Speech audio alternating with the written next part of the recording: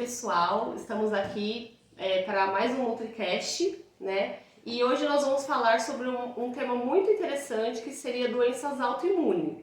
E para isso, eu chamei um convidado muito especial, que é o Dr. Rafael Pepinelli, que vai se apresentar agora.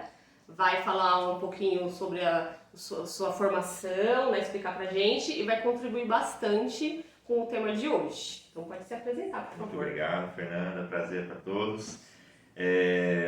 Meu nome é Rafael Pepinelli, eu sou doutor em ciência pela USP, sou formado em biomedicina, né, formei há algum tempo já, e eu venho atuando nessa parte de imunologia de transplantes há um bom tempo, né? Atualmente sou professor universitário no curso de medicina da Universidade 9 de Julho. Chique!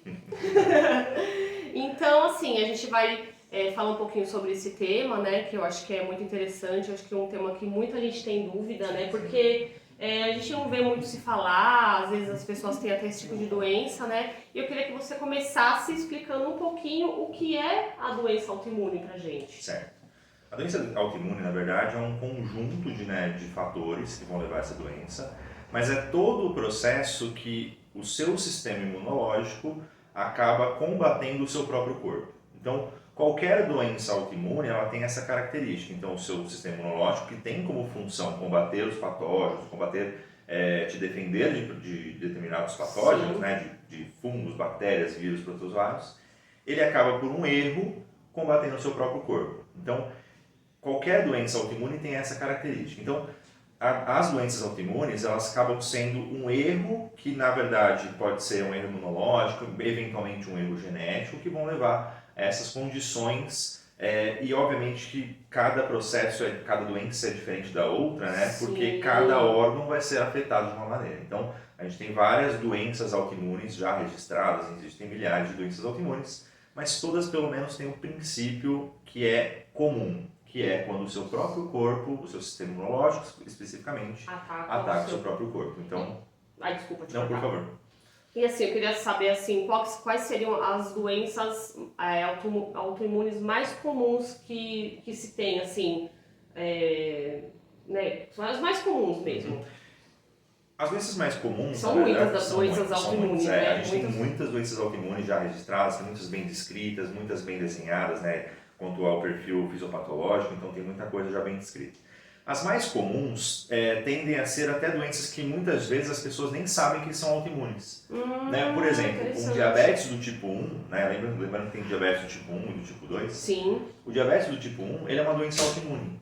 É quando as suas células do pâncreas, né, as suas células beta-pancreáticas, são atacadas pelo seu próprio sistema imunológico. Então, isso acaba levando a um quadro de perda da função de produção da insulina, o que leva ao diabetes. Nossa, então o seu sistema imunológico ataca as suas células do pâncreas para não produzir a insulina. Gente. Ou ele acaba atacando a insulina, entende? Então você tem vários princípios, né? Mas de um modo geral você acaba não produzindo a insulina por conta disso. Sim.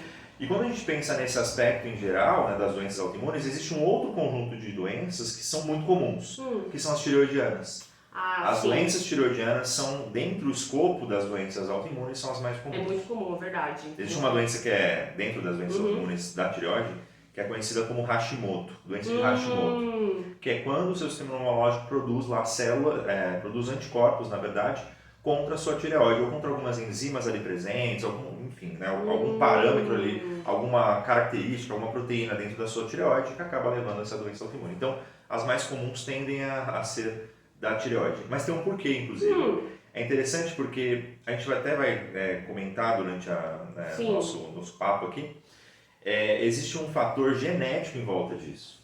Então, toda vez que a gente vai pensar na doença autoimune da tireoide, existe um fator genético em volta disso. Então, na verdade, toda a população ela está mais sujeita a ter doenças autoimunes da tireoide. Mas só da tireoide esse caso genético? Sim. Especificamente da tireoide. Nossa. Por isso que ela acaba se destacando como uma doença comum. E tem muita gente com doença. Nossa, seria muito comum mesmo, né? Existem outras doenças da tireoide que não são Hashimoto, né? Existem, por exemplo, um Graves, que também é um tipo de doença autoimune, só que cada um gera uma... Nossa, essa Graves eu nunca ouvi falar. Elas são diferentes por um aspecto que é muito interessante.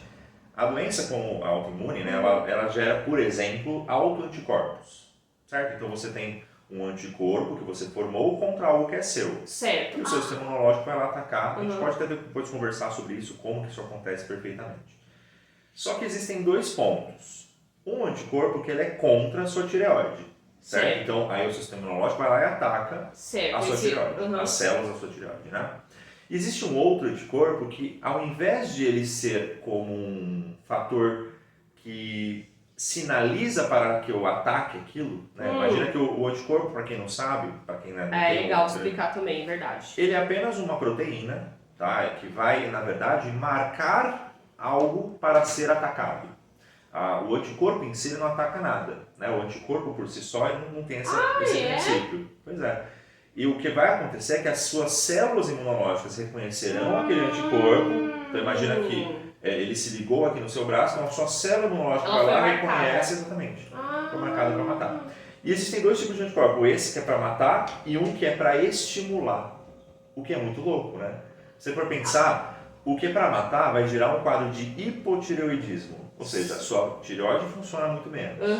O que é para estimular vai gerar um quadro de hipertireoidismo. Entende? É o oposto.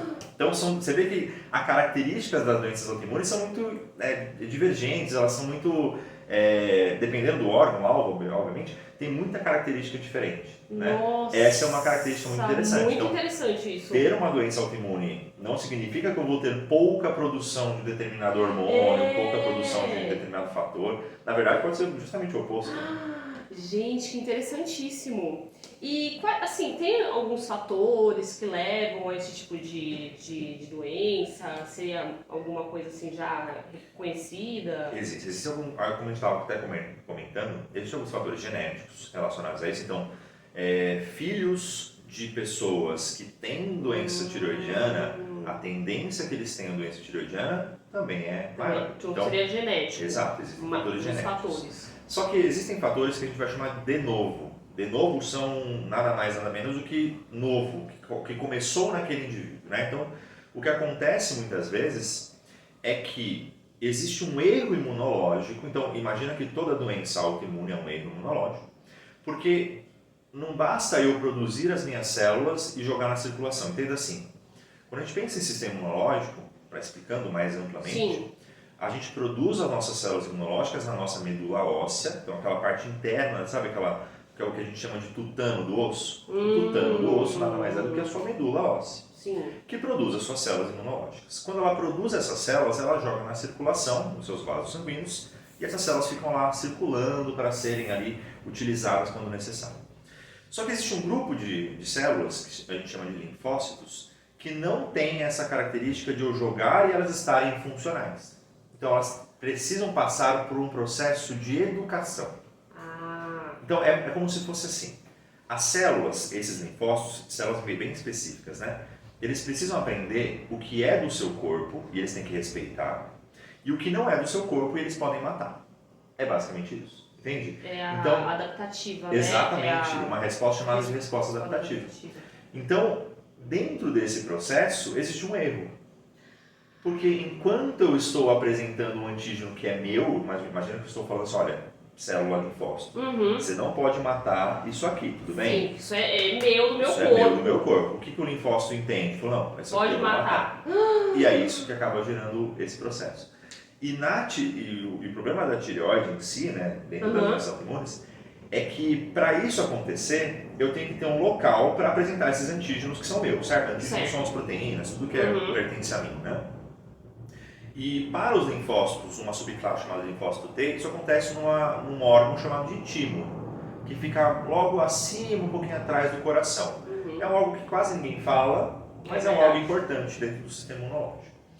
Lá dentro desse órgão, eu tenho algumas células que apresentam todos os antígenos que você tem no seu corpo. Imagina que loucura que deve ser. Nossa, que loucura. Imagina um monte de proteínas, um monte de fatores que você precisa ali, né, para o seu corpo funcionar. Todos eles têm que ser apresentados para esse linfócito e falar assim, ó, pelo amor de Deus, respeita isso aqui. Memória boa do linfócito, exatamente. Né? Muito boa, por sinal, muito boa. E existe um gapzinho, um defeitozinho, que a gente não tem os antígenos tireoidianos sendo apresentados lá.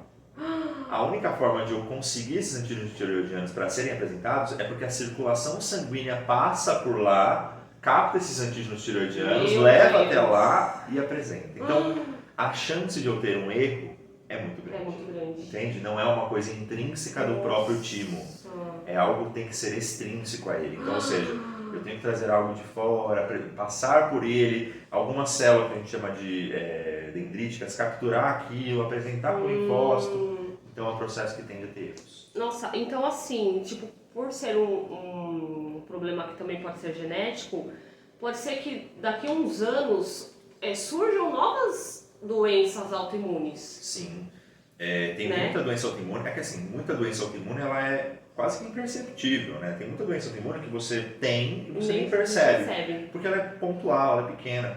Então, não a tendência, mas existe sim a possibilidade de surgir outras doenças autoimunes, que existem já muitas, mas de fato a possibilidade existe. Então, peraí, nós falamos que pode ser fatores genéticos, tem mais algum fator que poderia ser? Olha, existe uma tendência de acreditar que existem alguns fatores ambientais que levam a algumas doenças autoimunes. Na verdade, existem, por exemplo, quando você tem, por exemplo, uma infecção, uma infecção por uma bactéria, por exemplo, isso pode desencadear uma doença autoimune porque dependendo de como a bactéria trabalha naquele corpo, imagina que ela está matando algumas células suas, você acaba expondo um monte de coisas de dentro da sua célula para fora da sua célula. Então imagina que a sua bactéria acabou matando uma célula e ela rompe a membrana daquela célula. Deu aquela morte por necrose. Perfeitamente, exatamente. Essa morte por necrose acaba expondo um monte de antígenos que você não deveria ter expostos. Não que você não saiba reconhecer aquilo como próprio. O problema é que o seu sistema imunológico ele trabalha de duas formas. Ele reconhece o próprio do não próprio, facilmente, só que dependendo da quantidade, ele vai reconhecer mesmo o próprio como o não próprio. Entende? Então, a quantidade também determina uma ação imunológica porque eu acho que vai perceber, tipo, por que tem tanto disso aqui que não deveria ter? Exatamente. Então, você vai o sistema imunológico vai reagir aqui. E dentro dessa reação, pode gerar um quadro autoimune. Então eu crio anticorpos, eu começo a criar uma resposta adaptativa mais intensa. Lembra que a resposta adaptativa ela tende a ter uma memória. Então tudo isso tem que ser levado em consideração. Então é meio loucura, né, se pensar numa doença autoimune. Né? Será que a obesidade também seria um fator para desencadear alguma doença autoimune? Não tem nada assim? Olha, não que para doença autoimune em si, não. Existem sim, né, como você pensa na obesidade, fatores que levam a processos inflamatórios. Eu pensei por causa disso, sim, né? Existe uma diferença, na verdade, que é interessante, na verdade, porque o fator que libera mais antígenos são normalmente fatores agudos. Então, por exemplo, uma infecção aguda, uma coisa que... Uns picos. Sim, exatamente. Então eu tive muita morte celular por um período de tempo muito curto. Então isso sim vai levar potencialmente uma doença autoimune. Quando a gente fala de cronicidade, o processo inflamatório crônico, por mais que ele seja longo, ele não tende a ter muito uma ativação imunológica muito intensa. Aí acho que o seu corpo tipo se acostuma já com aquela, se adapta, né? Tipo aquela condição. Muito interessante. Isso pode levar a outras coisas, né? Ele pode levar a outro tipo de diabetes, ou do tipo 2, mas aí é outra história. E aí já não é uma doença autoimune. Né? Aí é uma doença gerada por um processo inflamatório, mas não é autoimune. Entende? Nossa, muito interessante isso. E assim, dependendo da doença autoimune, tem uma população que seria mais afetada? Tem. Existem alguns fatores que levam ao desencadeamento de doenças autoimunes, né? Dentro de algumas populações. Quando a gente pensa assim, na verdade, o público feminino está mais propenso a doenças autoimunes. Você vê que já sofre, né? Pois é, mais uma, mulheres. Pois é. Existem vários estudos sobre isso e o estrógeno, na verdade, ele tem um papel importante nisso. Mentira. Então ele acaba tendo uma tendência de gerar mais quadros de autoimunidade. Não existe um consenso do porquê, não existe ainda uma explicação exata do porquê, né? Existem algumas interferências dentro do timo, do próprio estrógeno, então tem muita coisa sendo estudada. Gente. Mas já sabe-se que as mulheres são uma população. Mas assim, as mulheres, no geral, em todas as doenças autoimunes, no geral, acima dos 35 anos, Me lasquei. as mulheres acima dos 35 anos e né, produtoras de estrogênio terão doenças autoimunes mais frequentemente. Gente, que loucura! Pois é, meninas. E quais seriam, assim, os fatores de risco que teria nessas doenças? Eu sei que são muitas doenças e talvez cada uma teria um fator de risco diferente ou seria algo mais abrangente? Acho que o fator de risco nesse caso, assim, quando a gente pensa em fatores de risco em geral, né, você ter uma doença de base, você ter uma por exemplo, para você ter uma doença renal crônica, você tem que ter alguns fatores de risco, hipertensão, diabetes. Aqui na doença autoimune é um pouquinho diferente, porque assim, você tem que ter tido algumas infecções, por exemplo, como a gente estava falando, isso é um fator de risco, né? Ter múltiplas infecções é um fator de risco. Entendi. Você ter ali histórico familiar, né? Ter quadros na família é um fator de risco também. Certo. Você ter na sua família uma genética que propicie algo que seja autoimune também. Também então, já é genético. esses são basicamente os fatores de risco relacionados às doenças autoimunes. Mas em termos gerais, é basicamente esses. Assim, você não tem outros fatores que vão desencadeando, assim, nada além do que os fatores genéticos, familiares e as infecções recorrentes. E pode acontecer também assim, tipo, do nada você mesmo sem fator genético ou algum tipo de infecção também você acaba desencadeando e não se sabe o porquê também. Sim, existem N fatores que podem gerar isso, né? Até, por exemplo, você pegar um sol por muito tempo pode desencadear isso. Então, existem N fatores, né? Que você, hoje em dia, a gente não consegue mensurar todos, mas Sim. sem sombra de dúvida, a chance de você ter uma doença autoimune, assim, ela existe. E assim, ela pode vir a qualquer momento. Por exemplo, eu tenho, assim, agora eu não tenho nenhuma doença autoimune, mas... Sim, ela surge em qualquer idade. Qualquer idade. Qualquer idade. Existe um padrão, né, que a gente normalmente respeita ali, que é normalmente acima dos 35 anos. Então, acima dos 30, 35 anos, você tem uma tendência maior para ter doenças autoimunes. Isso serve para tanto homens quanto para mulheres. Lembra que a mulher tem mais, sim. mas para homem também acaba surgindo acima dos 30 anos. Não se sabe ao certo do porquê, mas quando a gente começa a entrar nos 30, 40, 50, 60, a gente começa a entrar num quadro de senescência imunológica. Então pode ter uma relação com isso, ainda não se sabe ao certo se é isso. Mas existe também aquela relação de que você está perdendo a função tímica, que para mim faz mais Sim, sentido, né? Verdade. Quando a gente vai envelhecendo, a gente tem lá os nossos 30 anos, 25, 30 anos, o nosso timo ele regride, ele para de funcionar. Então, as funções que o timo exercia anteriormente, quem exerce são outros órgãos agora. Entende? Outros órgãos, a gente chama de órgãos linfóides, então outros órgãos linfóides vão acabar fazendo aquela função. Só que aquele timo ele foi programado a vida inteira para fazer aquilo. Sim. Então, ou seja, ele é especialista no que ele faz. Os outros órgãos não. Então, quando nasce uma célula nova da imunidade e ela não vai ser tipo treinada pelo Mas o timo não. Quando você for mais velho, não. Mentira. Ela vai ser treinada em outro local. Ela vai aprender em outro local. Gente. Então a chance de eu ter um erro existe por conta disso também. Sim, né? Existe esse fator que acaba sendo um fator de impacto também para doenças autoimunes. Então a idade é um fator de impacto, fator de risco. E tem alguma forma de ser diagnosticado doença autoimune? Tem. Quando a gente pensa em doença autoimune, você tem que lembrar que é uma doença de múltiplos órgãos, múltiplos tecidos, né? Você tem doenças autoimunes geradas a partir de qualquer tecido, né?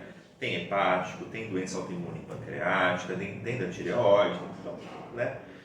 A forma mais evidente de a gente fazer um diagnóstico é fazer uma biópsia. A biópsia, para quem não sabe, eu vou enfiar uma agulha ali naquele tecido, né? Colocar uma agulha, tirar um pedacinho daquele tecido e vou analisar quanto a alguns aspectos, como as células estão, se tem resposta imunológica, se eu não tenho, quais são as células imunológicas que estão ali. Então esse é o fator mais importante do que para fazer o diagnóstico. Só que quando a gente pensa nisso, a gente tem que tomar cuidado, porque, por exemplo, mieloma múltiplo, que é uma doença autoimune que acaba afetando a bainha de mielina, que é um tecido que recobre os nervos, é difícil pegar. Entende? É difícil eu conseguir achar aquele tecido com facilidade para olhar se tem o dano ou não. Então eu acabo migrando para um outro tipo de exame que a gente chama de FAN, que é o fator antinuclear. O exame de FAN, ele basicamente funciona assim. Ele, em poucas palavras, né, de forma mais sucinta, ele acaba medindo quanto de autoanticorpos você tem. Entende? Então, Autoanticorpo? ou seja, anticorpos contra você mesmo. Ah, tá. Nossa, e tem como diferenciar é aquilo que você tinha falado, de 2 tipos de anticorpos? Não, existe como você diferenciar. Dá Porque, como diferenciar um de outro. em laboratório, a gente pode pegar uma célula comum, né, uma célula que a gente usa em laboratório, e a gente pode jogar o soro do paciente lá.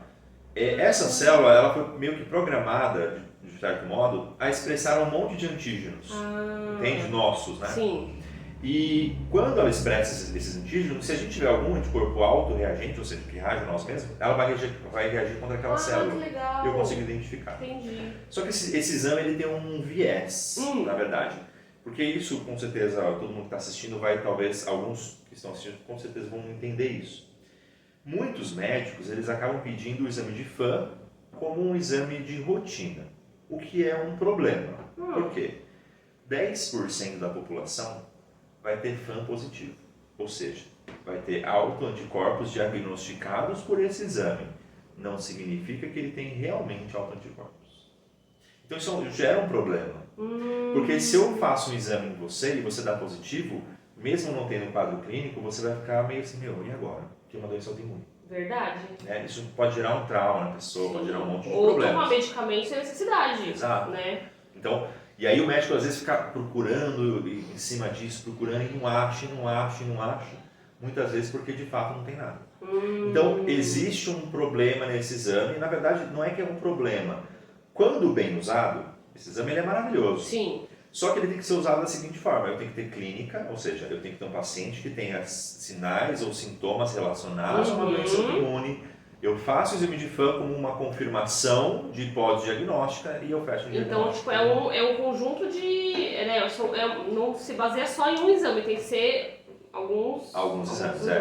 Às vezes é difícil fazer um diagnóstico de doença autoimune, né? Você tem ali alguns aspectos que acabam não dando resultado específico, então às vezes é difícil você fazer um diagnóstico mais específico, mais preciso. Mas você tem vários exames para você fazer isso. Sim. Né? Então existe um caminho longo para ser trilhado até um diagnóstico final. Assim, eu tenho uma doença autoimune, essa doença é de Sjögren, essa doença da tireoide. E os órgãos mais afetados? Também, aí eu sei que depende de cada... A tireoide, como a gente já tinha falado, né? Existem algumas doenças que são mais focais, então órgãos específicas, tireoidiana, por exemplo. E existem doenças que são sistêmicas. Imagina que ela afeta o seu corpo inteiro. Esclerose múltipla. Esclerose múltipla é um deles, mas afeta todos os nervos, nesse caso, que tem no seu corpo inteiro. Sim. E existe uma, por exemplo, chamada de lúpus. O lúpus eritematoso sistêmico é uma doença autoimune que acaba afetando basicamente todas as suas células. Ele é um anticorpo, entenda o que o seu corpo forma, um anticorpo anticélula. Entende isso? Nossa. É muito louco. É um anticorpo que ele quer matar suas células? Sim. É um anticorpo anticélulas. Então, assim, obviamente pode ser qualquer coisa da sua célula. Pode ser um antinúcleo, antimitocôndria, um monte de coisa. Meu Deus. Entende? Esse tipo de doença, ele é caracterizado por, normalmente, ter uma infecção prévia antes. Entende? Eu tive uma infecção importante, uma infecção intensa, tive lá um Streptococcus pyogenes, que é um patógeno importante, causa muita doença, causa processo inflamatório grande. E depois dessa infecção, a mulher desencadeia, ou o homem eventualmente, desencadeia o lúpus. Então você vê que existe ali um fator realmente relacionado a isso, né? Então as doenças elas podem ser divididas dessa forma. Uma doença órgão específica, de órgãos pontuais, um diabetes mellitus tipo 1 é específica do pâncreas, só das células beta-pancreáticas. O da tireoide, Hashimoto e Graves são só da tireoide, não afetam outros órgãos. E existem sistêmicas como o lúpus, por exemplo, que é uma doença mais intensa, mais severa. Né? Isso mexendo até com a expectativa de vida desses indivíduos. E não tem cura, né? Não, toda doença autoimune ela é considerada crônica. Né? Então, toda doença autoimune, você vai carregar ela pro resto da sua vida. quando diagnosticada, fechado o diagnóstico de doença autoimune, né? Então, não tem cura, não tem o que você fazer. Existem alguns estudos muito promissores, né, acerca disso, para tentar um tratamento mais específico, uma coisa mais intensa, mas ainda não há cura para nenhuma das doenças. Mas existe tratamento. Sim, né? Estão se medicando, se tratando. Exatamente. Assim, praticamente todas as pessoas levam uma vida normal, né? Assim, Sim, a não ser que seja, que a gente comentou, né, do esclerose múltipla mais avançada, talvez Sim. acho que a pessoa já fique um pouco mais, talvez, debilitada, né? Exatamente. As doenças mais sistêmicas, mais agressivas, elas né? tendem a ser mais agressivas. Mas os tratamentos são simples até, assim, existem corticoides, você pode utilizar para uma crise, né, mais intensa, uma coisa mais aguda, uma agudização da doença. E existe, por exemplo, na doença da tireoide, você pode tomar o T4.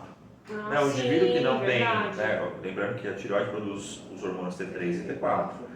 Então, quando você não tem a sua função tireoidiana mantida porque você tem uma destruição de anticorpos, você pode simplesmente fazer o seguinte, falar, já que eu não estou produzindo, eu vou dar para esse paciente o T4, ou né, o T3, T4 ali livre para ele utilizar. Sim, e a mesma coisa acontece no diabetes tipo 1, né? Você aplica a insulina, a né? A própria insulina, exatamente. Eu gostei do papo. Deixa eu contar até uma história. Então, pode contar. Uma história que é muito interessante. Quando a gente pensa em doença autoimune, a gente pensa nessa relação intensa de sintomas, de sinais, o paciente fica mal, alguns têm uma vida mais difícil, a grande maioria tem uma vida mantida com certa razoabilidade, né? Aí eu lembrei de um caso agora, que estava até estudando há algum tempo atrás, que era um caso de uma paciente que tinha doença autoimune. Então, esse já era um diagnóstico fechado. Dela. Mas não sabia qual era. Eu não me lembro ao certo se ela sabia, eu acho que ela sabia, mas eu não lembro se era sistêmica ou órgão específico. Então eu preciso até retomar, depois eu até passo algumas informações depois. Só que a doença autoimune dela, por si só, estava ali aparentemente controlada. E ela foi, na verdade, no hospital porque ela teve um teste de beta-HCG que deu positivo. Até aí tudo bem, beta-HCG é aquele exame de gravidez que, né, você faz para fazer o diagnóstico que você está grávida ou não. Muito bem. Quando for fazer alguns exames mais específicos para determinar a gravidez, uma ultrassonografia, você foi checar se realmente existia ali algum corpo sendo produzido ali, né, dentro do útero dessa mulher, não tinha nada.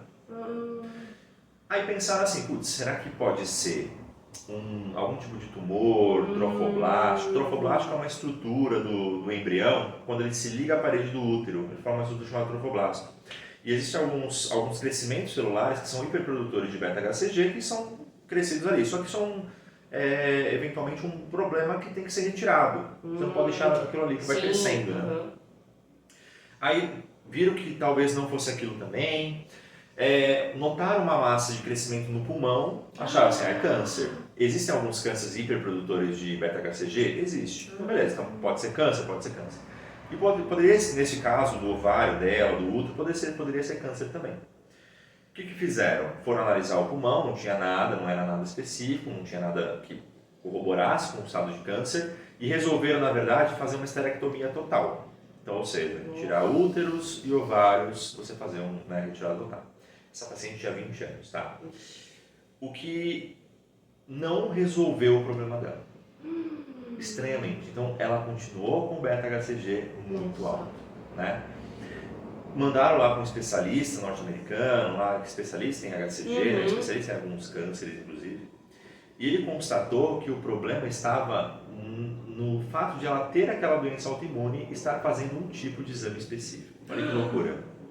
O excesso de anticorpos que ela tinha, né? Imagina que ela tem um excesso de anticorpos porque ela tem uma doença autoimune, então ela nunca vai parar de produzir os anticorpos. Né? Então ela tem um excesso de anticorpos. Aqueles anticorpos reagiam no exame de beta-HCG dando positivo, mesmo não sendo o beta-HCG. Entende isso? Aí eles fizeram um outro exame que não deu.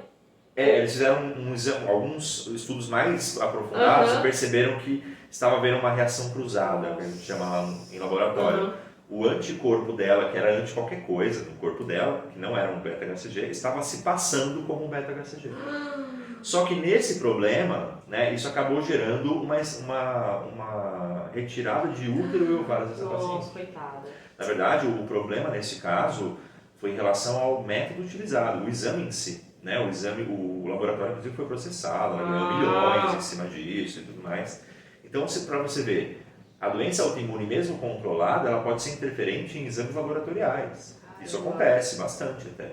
Então, alguns exames laboratoriais, a gente chama de quimioluminescência, ou eletroquimioluminescência, eles são interferidos pelos anticorpos. Nossa, então, a gente tem esse pequeno viés também. Então, todo exame que a gente for fazer, e o médico tem que se atentar muito a isso, ele pode ter uma interferência importante nesses exames, causando muitas vezes resultados que corroboram com um tipo de doença que na verdade o seu paciente não tem. Caramba! Muito interessante. Muito louco, isso, né? Isso. Nesse caso foi uma fatalidade, Não, foi uma pena e tudo mais. Mas existem outros casos parecidos aí na história. Nossa, muito louco isso, né? Muito louco, gente. Galera. Doença autoimune é o tipo de coisa que você não quer ter. Aliás, nenhuma doença quer ter. Verdade. Nossa, mas não foi uma conversa, foi uma aula isso daqui, gente. Que maravilhoso. E, assim, muito obrigada, Dr. Rafael, pela participação. É sempre um prazer. Foi muito bom, né? E vamos ver os próximos temas, né? Vamos ver daqui pra frente. Quem sabe, né? Teremos novos temas aí pra discutir com vocês. E obrigada a todo mundo que assistiu aqui a gente. E até a próxima. Beijo, tchau. tchau.